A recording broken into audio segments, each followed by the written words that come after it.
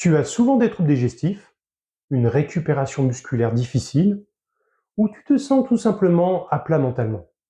Et si c'était une carence en glutamine? La glutamine, c'est quoi exactement? C'est un acide aminé.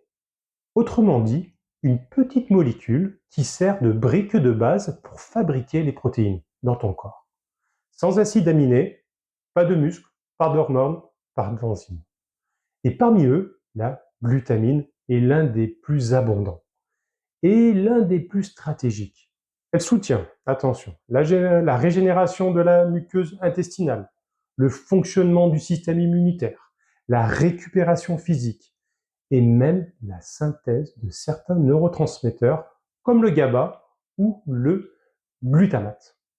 Ils influencent directement ton humeur, ton natation et ton stress. Tu veux performer, récupérer, digérer, penser clairement?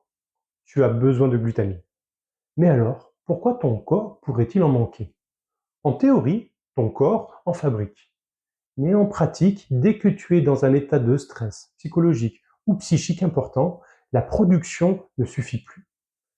Ça peut être une maladie chronique, inflammatoire comme la sclérose en plaques, un syndrome de surentraînement chez le sportif, un TDAH avec fatigue chronique ou stress oxydatif, une chirurgie, un accident, des brûlures, une infection sévère ou même un stress psychologique chronique.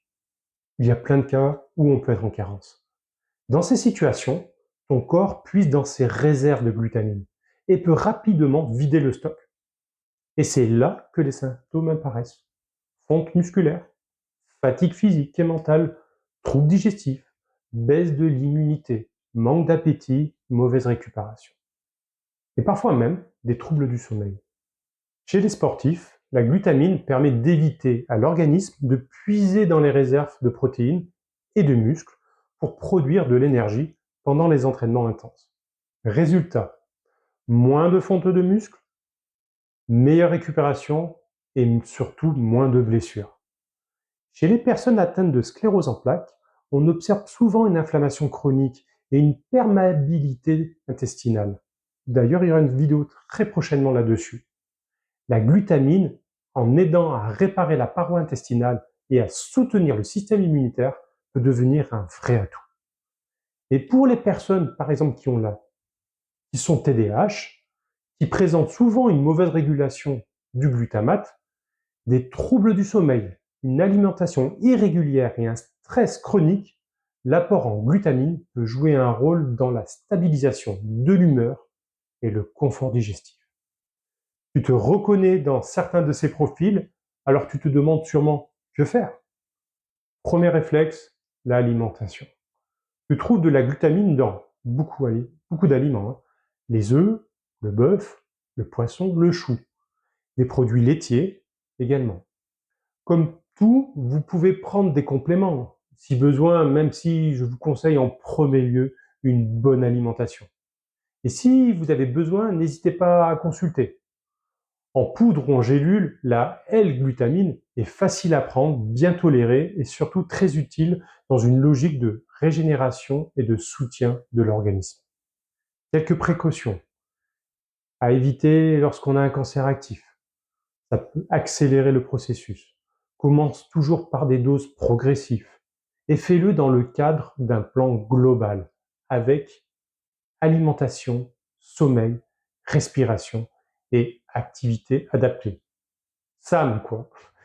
Tu veux un exemple concret? Une personne atteinte de sclérose en plaques qui fait un rééquilibrage alimentaire pratique la cohérence cardiaque et prend de la glutamine peut constater une nette amélioration des troubles digestifs, une meilleure récupération après l'effort et une rééducation de la fatigue post-exercice. Chez un sportif avec TDAH, la glutamine peut aider à mieux récupérer, à éviter les troubles du sommeil et à réduire le stress oxydatif, surtout si elle est associée à de la L-théanine ou du magnésium.